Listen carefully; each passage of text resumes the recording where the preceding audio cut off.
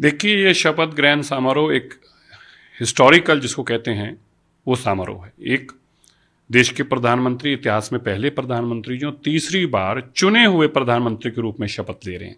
इससे पहले पंडित जवाहरलाल नेहरू एक बार नॉमिनेटेड प्राइम मिनिस्टर थे। और दूसरा हिस्टोरिकल यह है क्योंकि भारत विकसित भारत की तरफ बढ़ रहा है।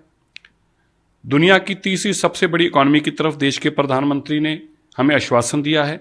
इसलिए देश हमारा प्रगति की ओर जब बढ़ रहा है तो ये एक हिस्टोरिकल शपथ ग्रहण है।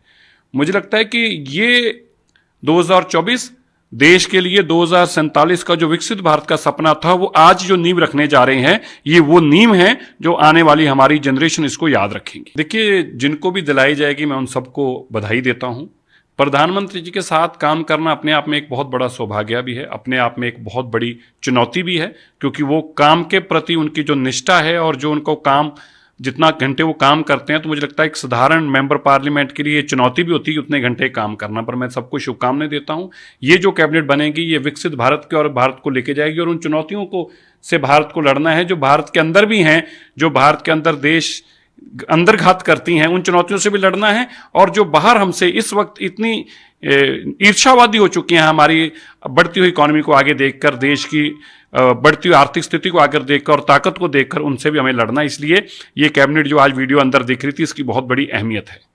देखिए, मेरे को बड़ी हैरानगी हो रही है सोनिया गांधी की। या तो वो इतने बचकाना स्टेटमेंट दे रही हैं, ये वो बिल्कुल अनभोल हैं, या उनको बिल्कुल जानकारी नहीं है, इग्नोरेंस है उनकी, या एरोगेंसी है उनकी, मुझे समझ से परे है। चुनी हुई सरकार, और वो कह रही है कि हमारे पास मैंडेट नहीं है, मोदी जी के पास प्रधानमंत्री बनने का मैंडेट नहीं, उनकी हार हुई। कमाल है। हम जीत कर आ रहे हैं तो सोनिया जी को हार दिख रही है। उनका बेटा तीसरी कांग्रेस की सबसे बड़ी हार लेके आ रहा है, उनको जीत दिख रही है। और भारतीय जनता पार्टी ने अपनी तीसरी सबसे बड़ी जीत हासिल किया, वो उनको हार दिख रही है। मुझे लगता है ये इग्नोरेंस भी है और एरोगेंसी है, दोनों चीजें झलकती हैं सोनिया जी के इस बयान से। देखिए, आज जो ममता बनर्जी जी कह रही हैं, ये जो भावना उनकी और भाषा है, दोनों ही उनके नहीं लगती। ऐसे लगता है जैसे बंगाल के मुख्यमंत्री जी, वेस्ट बंगाल के मुख्यमंत्री जी ने बांग्लादेश से ये अपनी स्टेटमेंट और पाकिस्तान से ये स्टेटमेंट चुराई है। उनके द्वारा कहना कि इलीगल गवर्नमेंट है, कमाल हो गई है। मतलब इस भारत के संविधान को आप चुनौती दे रहे हैं। देश के 140 करोड़ लोगों ने जो अपने वोट का, मतदान का अधिकार किया, उस अधिकार के चलते देश के प्रधानमंत्री जी को तीसरी बार प्रधानमंत्री बनने का मौका मिला, आप उसको इलीगल बता रही हैं। ये ना केवल देश के उन वोटरों की तौहीन है, बल्कि ये भारत के पवित्र संविधान की भी एक बहुत बड़ी तौहीन है।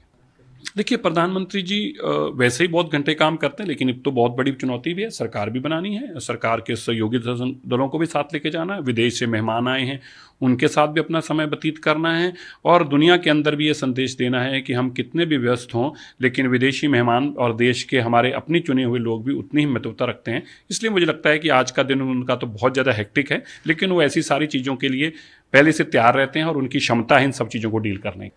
देखिए, कांग्रेस कह रही थी इनविटेशन नहीं मिला, लेकिन वो इनविटेशन जाना था, अच्छी बात है। खड़गे जी आ रहे हैं, लेकिन कांग्रेस के जो लीडरशिप है उनको ये महसूस करना चाहिए कि उनको ग्रेसफुली प्रधानमंत्री जी की जीत को और अपनी हार को एडमिट करना चाहिए और इतनी एरोगेंसी नहीं दिखानी चाहिए। ये कांग्रेस के लिए एक सबक है, जो तीसरी सबसे बड़ी हार उनकी पिछले 15 सालों में हुई है। अब मोदी जी अपनी पार्टी के अंदर क्या मंथन करना चाहते हैं, अच्छी बात है। अगर वो मंथन करेंगे तो उनको इसका जवाब भी मिलेगा, और अगर मंथन करेंगे तो उनको यह भी समझ में आएगा कि फेलियर कहाँ कहाँ उनकी पार्टी का हुआ है। मनोज झा जी कल परसों तक तो कह रहे थे सरकार बनेगी नहीं, फिर कह रहे थे सरकार बनेगी तो गिर जाएगी।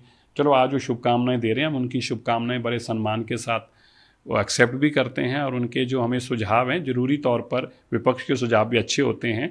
और ये नीतीश कुमार जी वहाँ के हमारे प्रधानमंत्री के अलाई हैं, बिहार के मुख्यमंत्री नीतीश कुमार जी, वो बैठकर तय करेंगे क्या करना, कैसा करना, और जो भी वो तय करेंगे, प्रधानमंत्री जी हमेशा सभी सीटों का ध्यान रखते हैं।